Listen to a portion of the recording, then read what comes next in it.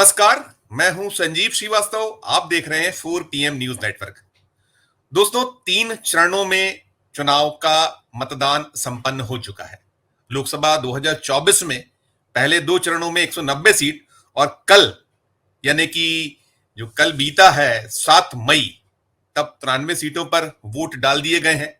अब कुल 283 सीटों पर जो भी कैंडिडेट हैं, उनके भविष्य और राजनीतिक दलों के भविष्य भी ईवीएम मशीन में कैद हो चुके हैं। रिपोर्ट्स जो आ रही हैं वो कहीं ना कहीं सत्तारूढ़ दल भारतीय जनता पार्टी और उसके घटक दलों के लिए चिंता का विषय बने हुए हैं। जो वोट का ट्रेंड रहा है वो बहुत कंफर्ट नहीं रह पाया है।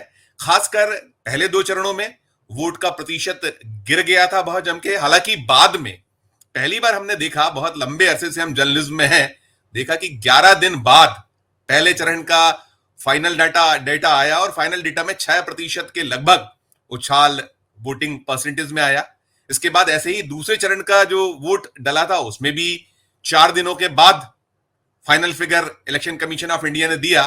4% के लगभग वोट का उछाल उसमें भी हुआ और ये पूरा का पूरा मामला मसला कहीं ना कहीं चर्चा का विषय है और इसकी मीमांसा सतत हो रही है। अभी जो कल 93 सीटों पर वोट डाले गए हैं उनमें 78 सीटें बीजेपी और उनके अलायंस के पास पिछले 2019 के चुनाव में थी। 71 सीटें अकेले भारतीय जनता पार्टी के पास थी।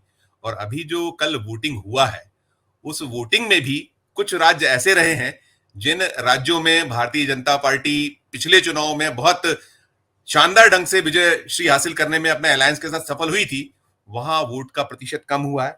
यदि हम देखें तो महाराष्ट्र में 9% की गिरावट वोटिंग में आई। गुजरात जहां 5%, जो मोदी और शाह का गढ़ है, राज्य है, वहां भी कम हुआ है।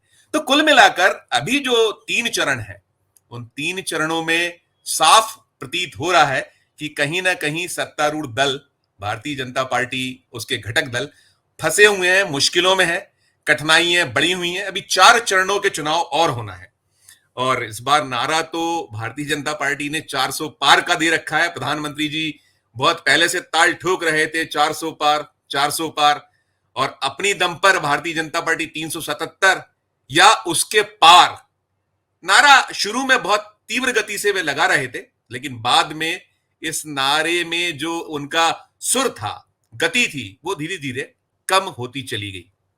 हालांकि अभी भी चाहे वो मोदी जी हों या उनके पार्टनर्स, उनके दल के लोग, वो कह रहे हैं कि हम कंफर्ट तरीके से 400 पार पहुंच जाएंगे। कैसे पहुंचेंगे ये कोई निकलकर स्पष्ट तौर पर आता नहीं है, क्योंकि जैसा मैंने कहा कि जो 3 चरणों के चुनाव हैं, प्रत्येक क्षेत्र में कठिनाइयां साफ दिख रही हैं, सीटें कम होती नजर आ रही। कैसे बढ़ेंगी, क्या बढ़ेंगी, ये तो 4 जून को जब नतीजे आएंगे तब मालूम होगा। लेकिन इन सब के बीच एक बहुत अहम राज्य उड़ीसा है। उड़ीसा में लोकसभा की 21 सीटें हैं और वहां विधानसभा की 147 सीटें हैं। दोनों ही के लिए चुनाव हो रहा है और अभी जो अगला चरण 13 मई है, चौथा चरण, 13 मई से लेकर 1 जून तक जो बाकी बचे 4 चरण हैं, उनमें 21 जो लोकसभा क्षेत्र हैं उड़ीसा में, वहां वोट डाले जाने हैं। और जमकर पसीना प्रधानमंत्री जी, केंद्रीय गृह मंत्री अमित शाह साहब, जेपी नड्डा जी और पूरे का पूरा दल बहा रहा है। दरअसल उम्मीद ये की जा रही है भारतीय जनता पार्टी या उसके पैरोकार रणनीतिकारों की ओर से कि यदि कहीं कोई डेंट पड़ता है, अब तो क्योंकि विश्लेषक, चिंतक या जो भी चुनाव के जानकार लोग हैं वो तो यही कह रहे हैं कि बीजेपी 272 का करिश्माई आंकड़ा भी छू नहीं पाएगी। और यदि हम इंडिया अलायंस की बात करें, उसके जो नेतागण हैं, चाहे वो राहुल गांधी हो या और भी जो नेता हैं, सभी कह रहे हैं कि भारतीय जनता पार्टी और एनडीए 150 से 200 के बीच रुक जाएगा। तो नतीजे तो 4 जून को आना है, लेकिन जैसा मैंने कहा कि उड़ीसा एक बहुत अहम राज्य है जहां 21 सीटें, और 21 सीटों में 2019 में 8 सीटें भारतीय जनता पार्टी ने वहां हासिल की थी। और अभी जब चुनाव की शुरुआत हो रही थी तो ये कहा गया था, कोशिश की गई थी कि वहां जो बीजेडी है उससे हाथ मिला लिया जाए, प्रयास हुए थे, लेकिन बात बन नहीं पाई। बीजेपी ने कहा था कि बड़े भाई की भूमिका में आ पाई है, लेकिन सीटों का कहीं तालमेल और बाकी और भी जो तमाम उसके पीछे के खेल होते हैं वो सब शायद परवाह नहीं चढ़ पाए। तो अब जैसा हम कह रहे हैं कि उड़ीसा एक बहुत अहम राज्य है और वहां अब जो बैटल है वो फाइनली वोट का चरण या वोट का जो डालने का क्रम है वो नजदीक है। तो हम इसी को डिकोड करने के लिए, इसी में किसी के बारे में जानने के लिए चलेंगे, सीधे उड़ीसा चलेंगे। और उड़ीसा में हमारे साथ एक बहुत खास मेहमान सत्य नायक साहब जुड़ गए हैं। सत्य नायक साहब, एक तो बहुत बहुत स्वागत है, आपने हमारे लिए समय निकाला और हमें पता चला कि आप हॉस्पिटल में हैं, लेकिन हॉस्पिटल में रहते हुए आप हमें समय दे रहे हैं, हम बहुत शुक्रगुजार हैं आपके। और मैं आगे बढ़ने के पहले अपने दर्शकों को बताना चाहूंगा कि सत्य नायक जी जो हैं ये बहुत सीनियर जर्नलिस्ट हैं, 3 दशकों से ये उड़ीसा में और अन्य जो उनका क्षेत्र है वहां वो सक्रिय रहे हैं। साथ साथ उनका जो पहचान है वो जी उड़िया के चीफ रहे हैं, न्यूज 18 उड़िया के चीफ रहे हैं, अलग अलग देश के नामी ग्रामी चैनलों, देश के नामी ग्रामी समाचार पत्रों में आपको बहुत आपकी रिपोर्ट्स को सराहा जाता है, आपकी रिपोर्ट्स को बड़ी गंभीरता से पढ़ा जाता है और आपका जो विश्लेषण है बड़ा सटायर होता है। ये आपके जो पाठक गण हैं, आपके जो दर्शक गण हैं वो सदैव इस बात की तस्दीक करते हैं। और जो सत्य नायक साहब हैं अभी फ्रीलांस जर्नलिस्ट के तौर पर उड़ीसा में सक्रिय हैं। तो नायक साहब, मैं शुरुआत आपसे यही करना चाहूंगा कि जो चौथे चरण से जो वोटिंग का चरण है चौथा, उसकी शुरुआत होने वाली है, क्या दृश्य उड़ीसा में बनता दिख रहा है? क्योंकि बहुत जमकर पसीना प्रधानमंत्री जी बहा रहे हैं, लगातार ताबड़तोड़ दौरे हो रहे हैं, क्या आपको दिखलाई पड़ रहा है एज ए विश्लेषक और बहुत सुधी जर्नलिस्ट के नाते? सत्य जी, नायक जी। संजीव जी, आपने सही कहा कि भारतीय जनता पार्टी के लिए उड़ीसा बहुत ही रोचक और बहुत ही एम्बिशियस प्लेस है।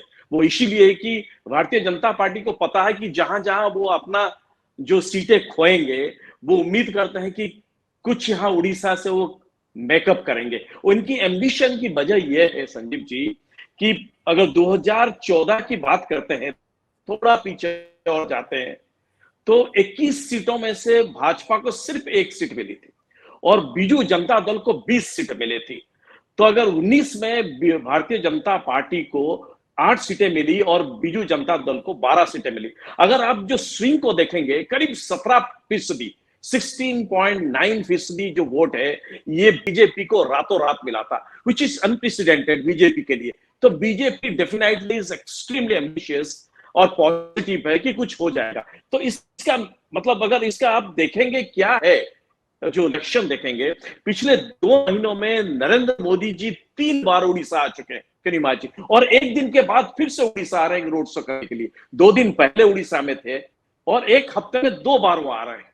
आज राजनाथ सिंह उड़ीसा में कैंपेनिंग कर रहे हैं, नड्डा जी 2 बार आके जा चुके, अमित शाह जी आके जा चुके, फिर वो आ रहे हैं 2 दिन के बाद, हेमंत विश्वास, विप्लव दे, जो भी इनके बड़े बड़े लीडर्स, ये सब अभी उड़ीसा के लिए उनकी नजर है। और हाल ही में जो एक्सटर्नल मिनिस्टर है एस जयशंकर जी, वो भी आए थे, वो भी मिलके गए।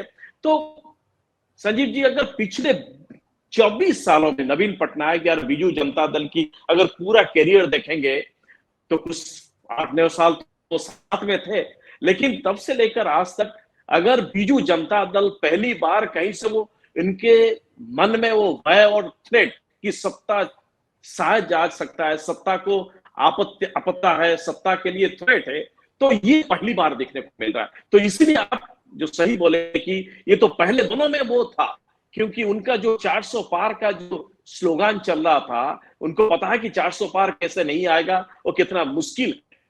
लेकिन उनको भी वही डर था कि इनके पास से हाथ से उनके पैरों की जमीन आहिस्ता आहिस्ता जा रहा है।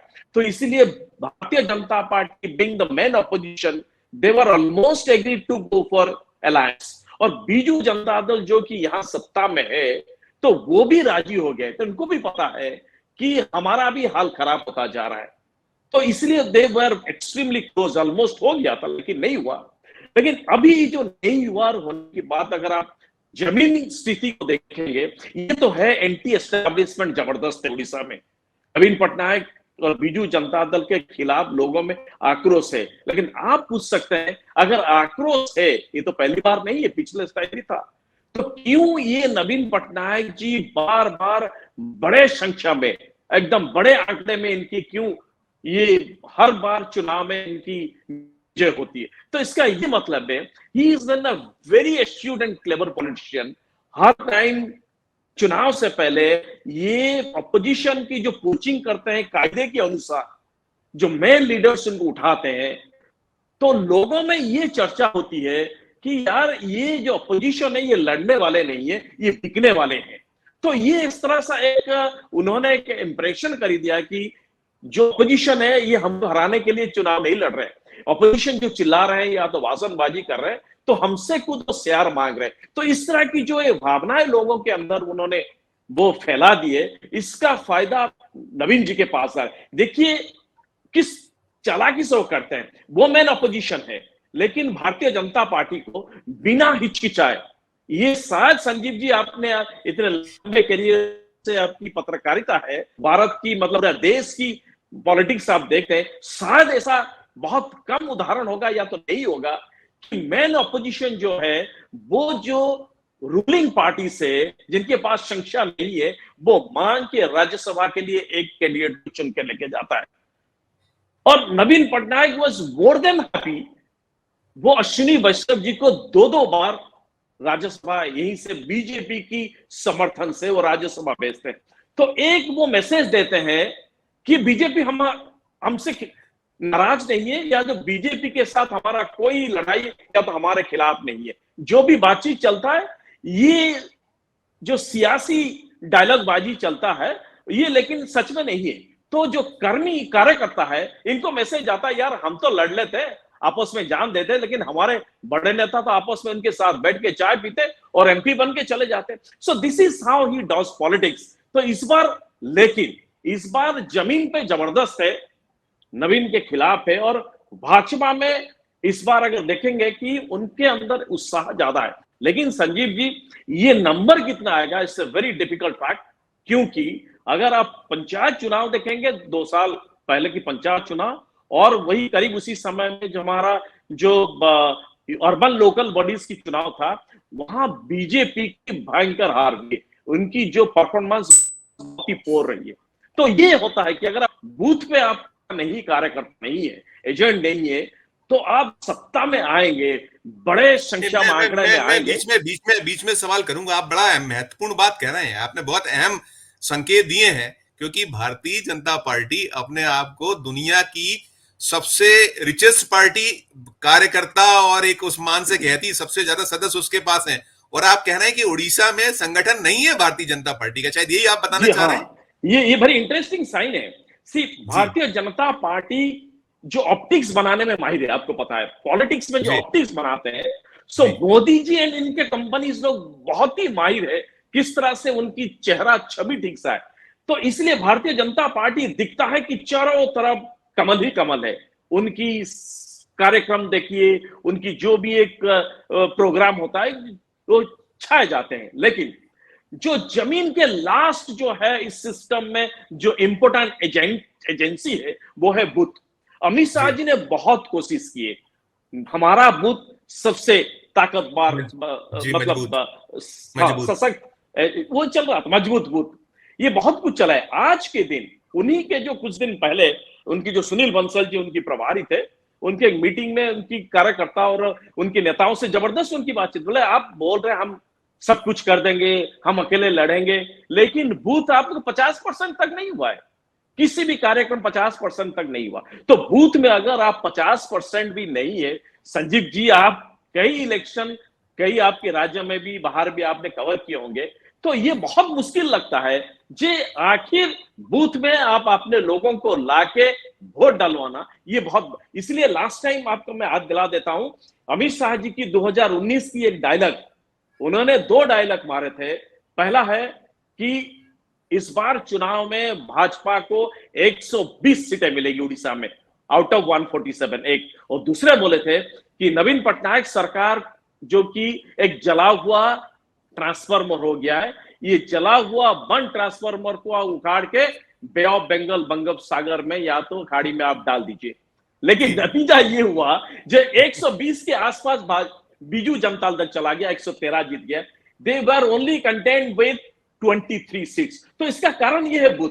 तो 2019 के बाद अमित शाह जी ने बहुत कुछ वही बूथ के ऊपर दिया, लेकिन यहाँ जमीनी तौर पर हमने जितने घूमे देखे उतना उनके ग्राउंड लेवल पे उतना नहीं है भाजपा का दम।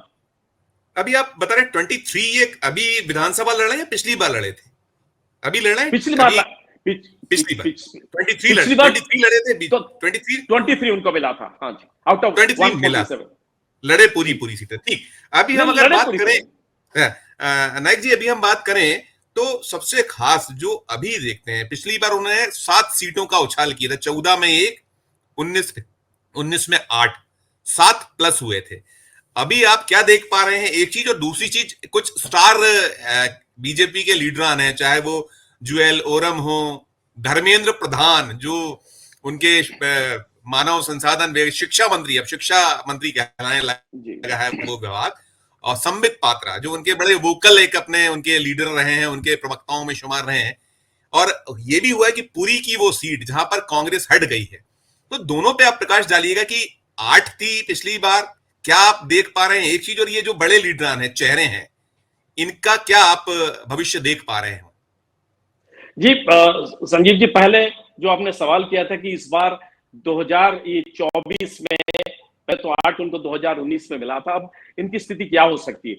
एकदम तो मैं कभी भी नहीं कहता हूं, ये तो ज्योतिषी जैसा हो जाता है, लेकिन जो दिखता है कि कठिनाई है, मुश्किल है, दिक्कत है। जी, हाँ, लेकिन बहुत सारे आप देखेंगे जो एजेंसियां जो है, सर्वे एजेंसियां जो है, इनकी जो रिपोर्ट आई है, तो ये लोग कोई बोल रहा है 14, कोई बोला 15, ऐसे बोल रहे हैं। लेकिन मेरा मानना है, जो मेरा मतलब अनुमान जो है, ये पिछले बार 8 था, इस बार और 2 ज्यादा जा सकते हैं, 10 तक जा सकते हैं, लेकिन 14 जाना मुश्किल है।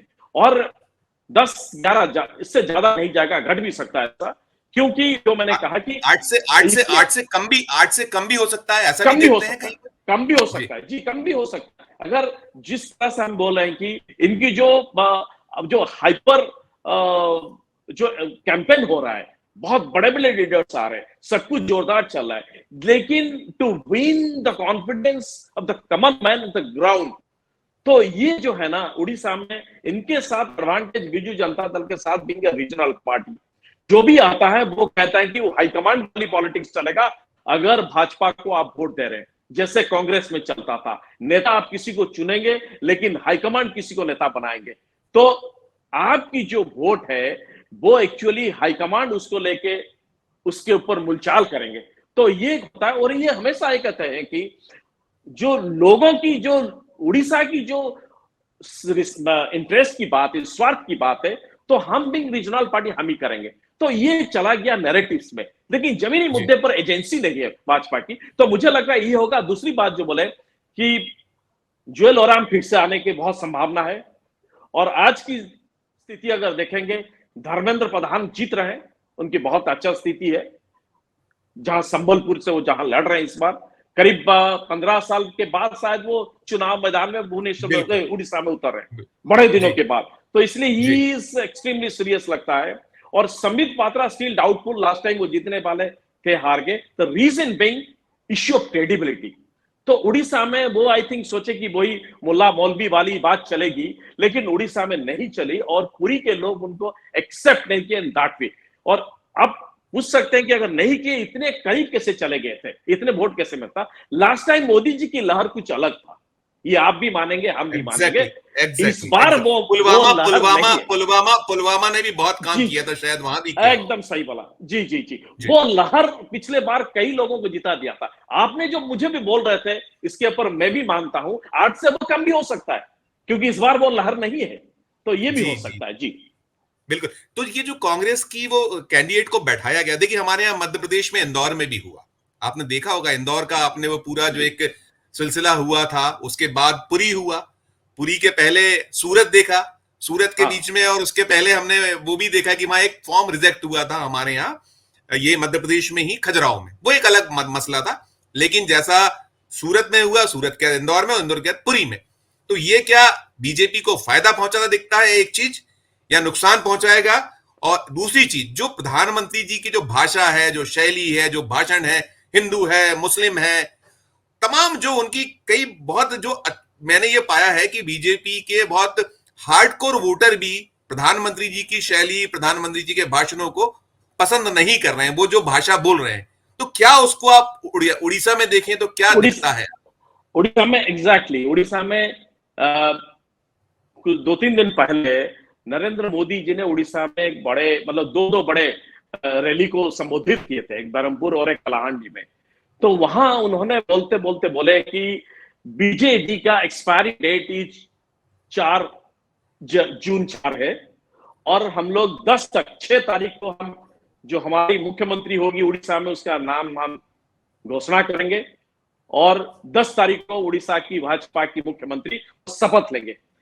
एक ये है। और दूसरी बात जो बार बार गारंटी की बात आता है, मोदी गारंटी दे रहा है, मोदी गारंटी, तो बहुत सारे लोग हैं वो इसके ऊपर सवाल कर रहे हैं क्यों भाजपा गारंटी नहीं दे रहा, ये भाजपा की गारंटी नाम से क्यों नहीं आ रहा है, हर बार मोदी जी के पास कौन जाएगा। तो मजाक में बीजू जनता दल की लोगों का कहना है अगर मोदी जी का फोन नहीं लगा तो गारंटी के बारे में आप कंप्लेन किससे करने जाएंगे, एक तो ये। और बीजेडी वाले कह रहे हैं तो उसी को लेकर कह रहे हैं कि देखिए मोदी जी कौन होता है तय करने के लिए, तो ये कह रहे हैं अगर भारतीय जनता पार्टी को आप वोट देते हैं तो वही कल्चर आएगा। वो कह रहे हैं कि जो मुख्यमंत्री का नाम घोषणा की जाएगी, मुन्ना कह रहा है कि नाम घोषणा वो कौन करेंगे, जो लोग वो वोट देंगे और विधायक दल वो चयन करेंगे, जो कि बीजू जनता दल का वो है ट्रेडिशन रहा है। लेकिन वो हाईकमांड वाली पॉलिटिक्स में नाम को घोषणा की जाती है, ऐलान किए जाती है। तो ये बोलते हैं कि अगर लोगों का वोट देना है जबकि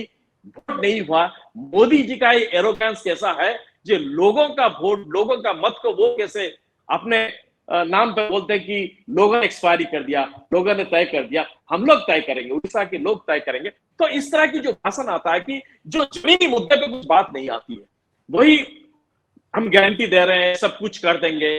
तो उड़ीसा की लोगों की जो जमीनी मुद्दे हैं इसके ऊपर भाजपा बहुत कम बोल रही है। लेकिन हाँ, उनकी घोषणा पत्र है, उनकी संकल्प पत्र है, आपको पता है, जैसे कि जो इंश्योरेंस जो पॉलिसी और लोन पॉलिसी में जिस तरह की टर्म्स एंड कंडीशन कोई नहीं देखता, बहुत सारा लिखा रहता, लास्ट को साइन मारते हैं। तो चुनाव से 2-3 हफ्ते पहले जो घोषणा पत्र निकलता कोई पढ़ता नहीं उसके ऊपर, कंडीशन अप्लाई लिखा रहता है बहुत छोटे से लिखा रहता है। तो यही होता है। तो इसको लेके आपने सही बोला कि उतना लोगों में आक्रोश है, इसलिए लोग भाजपा की तरफ देख रहे हैं, लेकिन उनकी तैयारी उस तरह से मुझे नहीं दिख रहा है। ये तो सही है। हाँ, बिल्कुल बिल्कुल की तैयारी नहीं दिख रहा है। दूसरी चीज, एक बहुत जो पूरा का पूरा चुनाव उड़ीसा में भी, जैसे देश में भी हम पा रहे हैं जब सभी जगह कि मोदी के चेहरे पर वोट मांगा जा रहा है। आपके यहाँ भी वही स्थिति कि मोदी का चेहरा है, उसी के नाम पर सभी लोग वोट मांग रहे हैं। फिर एक आपके यहाँ बहुत जमकर चल रहा है उड़िया अस्मिता, ये जो है बीजेपी भी उसको रेज कर रही है और कांग्रेस भी रेज कर रही है। और मुझे लगता है कि शायद एंटी इनकम्बेंसी जो रही है नवीन पटनायक जी के खिलाफ, तो कहीं उसको भी करने के लिए। और एक आपके यहाँ एक और है कि आपके यहाँ सुपर सीएम मिस्टर कार्तिकेयन जो पंडियन है, आपके आईएएस जो है पंडियन, तो क्या कुछ ये सब इन विषयों को लेकर क्या कहिएगा? क्या ये यही जो मसले हैं, आप पटनायक जी कैसे इनके जो चेहरे को, इनके जो बाकी जो सारी चीजें लगभग हिंदू मुस्लिम है, वो नहीं बात कर रहे थे कि उड़ीसा वहां भी बहुत ज्यादा बेरोजगारी है, महंगाई से वो भी 2-4 है, बहुत बड़ी तादाद में पलायन होता है, जाते हैं लोग, तो ये सब मिलाकर क्या कुछ देख पा रहे हैं? जी, आपने एकदम सही सवाल पूछा। जिस टॉपिक, जिस विषय ऊपर अब उड़ीसा में हर जगह में चर्चा हो रहा है, अब चाय की दुकान से लेकर मॉल तक, अब जहां जाएंगे और सरकारी दफ्तर में भी वही किसी विषय पर चर्चा हो रहा है, वो है कि ये कार्तिकेयन पांड्यन को लेकर। तो मुझे तो लगा है कि आपने सही कहा, जो ये this is a smart trap, Naveen Babu ने एकदम रिस्क लेके ट्रैप को ले किए ताकि इनके खिलाफ जितने सारे विफलता हैं, आप देखिए वो मुद्दा आप आज नहीं आ रहा है। भाजपा को ये मुद्दा नहीं आ रहा है कि उड़ीसा में स्वास्थ्य क्षेत्र में स्थिति बहुत ही संगीन है। आउट ऑफ 30 डिस्ट्रिक्ट 13 जिलों में डॉक्टर हॉस्पिटल में 60% डॉक्टर नहीं है। ये मुद्दा ऊपर नहीं आ रहा है। अब उड़ीसा हाल ही में जो वर्ल्ड इंटरनेशनल लेबर ऑर्गेनाइजेशन जो रिपोर्ट दिया है, जिसमें कि आउट ऑफ 20 बिग स्टेट्स जो अनएम्प्लॉयमेंट रेट है उड़ीसा सबसे ज्यादा है। ये मुद्दा नहीं आ रहा है। और इन्फ्लेशन को अगर देखेंगे नेशनल स्टैटिस्टिकल ऑफिस के हिसाब से जो आता है, नेशनल सैंपल सर्वे से, तो उड़ीसा में इन्फ्लेशन लगातार पिछले 6 महीने में सबसे ज्यादा उड़ीसा में इन्फ्लेशन है, बल्कि प्राइस है सब। ये मुद्दा नहीं आ रहा है, इरिगेशन मुद्दा नहीं आ रहा है, किसानों की मुद्दा नहीं आ रहा है, सबकी मुद्दा है ऊर्जा अस्मिता। संजीव जी आप बताइए, एक साधारण आदमी, एक आम आदमी ये अस्मिता को क्या समझेगा, कैसे समझेगा? अस्मिता आ जाएगा मुझे पैसा आएगा, अस्मिता आ जाएगा मेरे बेटे को नौकरी मिलेगा, अस्मिता आ जाएगा मेरे बीबी को अस्पताल में डॉक्टर मिल जाएगी, ये क्या है? सो नवीन बाबू इस सब को हटाने के लिए ही प्रोजेक्टेड, मुझे लग रहा है कि टू के वेरी स्मार्ट रिस्क, अगर हो गया होगा नहीं भी होगा फायदा में रहेंगे। So he picked up one of his IAS officers जो कि कार्तिकेयन पांड्यन, उन्हीं को उन्होंने हाल ही में उनको रिजाइन किए और बीजू जनता दल की सब कुछ देख रहे हैं, और उनको माना जाता है डिफैक्टो चीफ मिनिस्टर। और ऐसा कहा जाता है कि नवीन बाबू कुछ नहीं करते, अब कुछ पांड्यन बाबू करते हैं, और पांड्यन बाबू को उन्होंने ही अपना सक्सेसर उत्तराधिकारी चुन लिया है। तो इसको लेके सारा भाजपा कांग्रेस उनको लगता है कि अ मैन फ्रॉम तमिलनाडु वो कैसे उड़ीसा का मुख्यमंत्री बनेगा। हालांकि इसके ऊपर कुछ नहीं हुआ, वो बीजू जनता दल में अभी तक सिर्फ एक मेंबर है, उनको कोई पोस्ट नहीं दिया गया। हाँ, he is enjoying the number 2 position, वो तो है, लेकिन नवीन बाबू इज स्मार्ट एनफ, तो लोगों मतलब ऑपोजिशन को भड़काने के लिए वो ऐसा एक ट्रैप बना है, वो तुरंत वो लोग बने कि उड़िया अस्मिता खतरे में है। तो अस्मिता अगर टॉपिक रहेगा, दूसरा पॉइंट में जो मुझे जो डाउट लग रहा है कि अंदर ही अंदर इनमें दो अलायंस है, भाजपा और बीजेडी, उनके अंदर वो अलायंस है, चुनाव के बाद वो फिर हाथ मिलाएंगे अगर जरूरत पड़ेगा तो। Naveen Babu is a man inside mirror house, ये सबको लगेगा उनका मिरर, उनका रिफ्लेक्शन दिखना चाहिए। तो इसीलिए अगर अस्मिता मुद्दा लेंगे तो अस्मिता लाइक ना आत्मा, ना तो आप छू सकते हैं, ना आप उसको जला सकते हैं, ना आपको गाली दे सकते हैं, ना क्या कर सकते हैं। अस्मिता बोलने से वो स्वास्थ्य क्षेत्र पर नहीं आ रहा, अस्मिता बोलने से नरेंद्र मोदी जी को कोई गाली नहीं दे रहा, ना तो आप अस्मिता बोल रहे हैं मतलब नवीन जी को गाली दे रहे हैं। तो ये इस तरह से एक अस्मिता मुद्दा लिया गया है जिसको इस वेरी इंटेंजिबल, एक काल्पनिक तौर पर इसको खेला जाता है, लोगों पे काल्पनिक तौर पर ऐसा एक मुद्दा रख दिया है, लोगों को लगता है शायद मेरी जमीन जायदाद सब चली जाएगी, वो उड़ीसा शायद तमिलनाडु के नाम पे कोई रजिस्ट्री कर देगा। इस तरह से बनाया जा रहा है लोगों में, जो आपके सब कुछ चला जाएगा। बट मुझे नहीं लग रहा है कि संजीव जी कि ये आखिर जो लास्ट वोटर है गांव में या तो जो भी एकदम शहर में झोपड़ी में जो आखिरी वोटर है, मुझे नहीं लगता है कि ये अस्मिता लोग को लेकर ये ज्यादा कुछ सोच रहा है। वो वही सोच रहा है, उसके पास जो जा रहा है, उसको जो एजेंसी उसके साथ संबंध रख रहा है, मुझे लग रहा है वही लेके वोट चला जाएगा। अस्मिता, ये वोट देते समय लोग अस्मिता सोच के वोट देंगे, नहीं लग रहा। बिल्कुल बिल्कुल नहीं। एक चीज बड़ी महत्वपूर्ण रहेगी इसमें, कांग्रेस कहां आकर खड़ी दिखती है, जो कि बदला है, परिप्रेक्ष्य बदला है। राहुल गांधी ने बहुत मेहनत किया है, कांग्रेस ने बहुत मेहनत किया है, इंडिया अलायंस हो गया है। तो इन सब के बीच में आपने साफ बताया कि जो वहां कई सीट्स हैं, ट्रायंगुलर फाइट है। तो हम दोनों ही स्थितियों में देखें, चाहे वो लोकसभा हो और चाहे विधानसभा हो, कुछ स्पेस दिखता है आपको कांग्रेस के लिए, या और जो इंडिया अलायंस का अगर कोई धड़ा वहां पर, आप क्योंकि ग्राउंड में है, कुछ अगर कहीं कोई मैदान में हो, कुछ है संभावना है? संजीव जी, सिर्फ आप ही नहीं, हम भी परेशान है।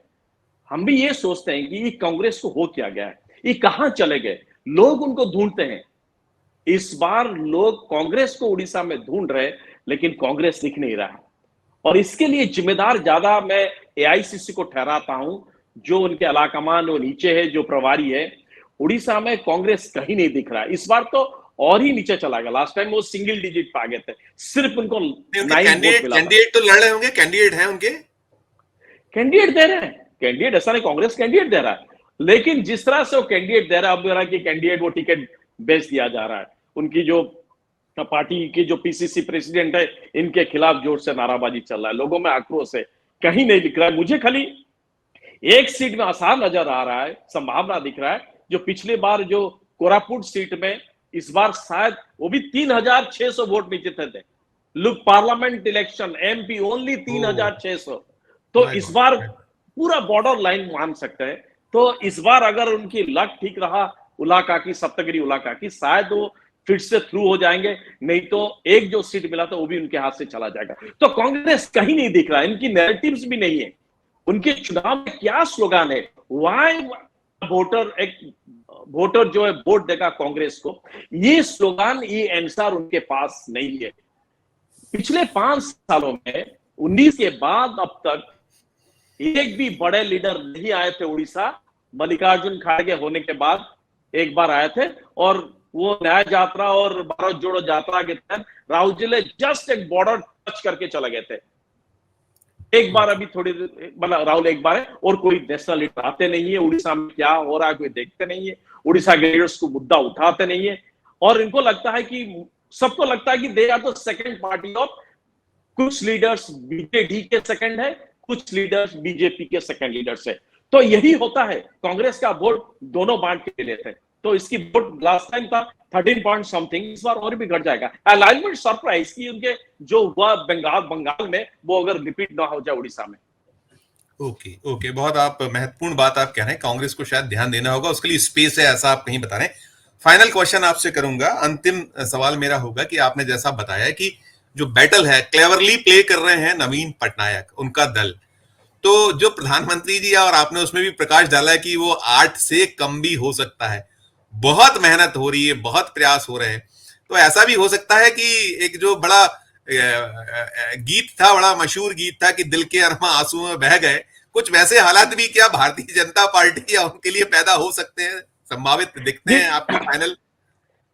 ये इनका पास सबसे बड़ा हथियार जो नवीन बाबू ने हाल ही में मतलब उनकी जो पूरा करियर में जो एक ही उन्होंने बनाया हथियार, आई थिंक ये नेशनल लेवल पे केस स्टडी होना चाहिए। What is secret of successive wins?